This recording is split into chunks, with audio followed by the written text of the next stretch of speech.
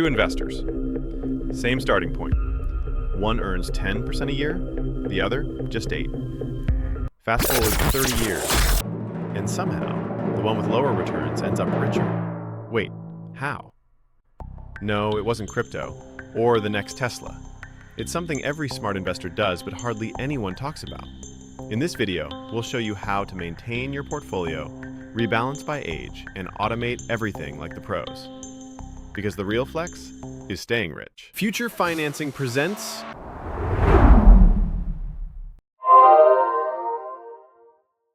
Before we go deeper, here's a quick recap of how portfolios should evolve as you age. In your 20s, it's all about growth. Most of your money should be in stocks, including index funds, ETFs, and yes, even a little crypto. In your 30s, you're still aggressive, but start dialing in some stability.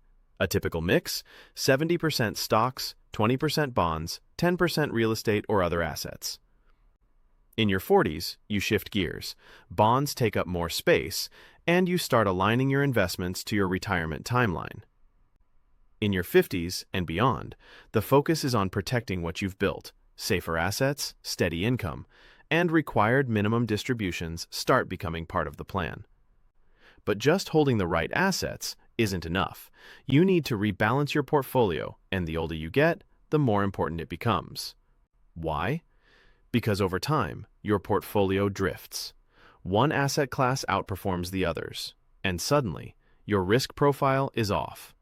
Rebalancing helps you lock in gains and manage risk. And it's not complicated. Most brokerages like Fidelity, Vanguard, or robo-advisors can do it for you automatically. Still not convinced? Let's go back to those two investors we talked about in the beginning. Investor A earns 10% annually and invests $6,000 every year. After 30 years, their portfolio is worth $1.08 million. Investor B also starts with $6,000 a year, but increases their contributions by 5% every year. Even with just 8% returns, they end up with $1.24 million. So what mattered more, returns or how much you invest? Most people chase the next hot stock, meme coin, or trendy ETF, and then panic sell when things crash. The smarter move? Increase your contributions, slowly, each year. That one habit can beat even higher returns over time. Also, avoid the portfolio killers: overtrading, panic selling, not rebalancing, and underestimating tax penalties. Instead, build a quarterly review routine. Look at allocation drift, current fees, and your changing risk tolerance. Set up automatic contributions, enable auto-rebalancing, and make small adjustments once a quarter, not every time Twitter freaks out.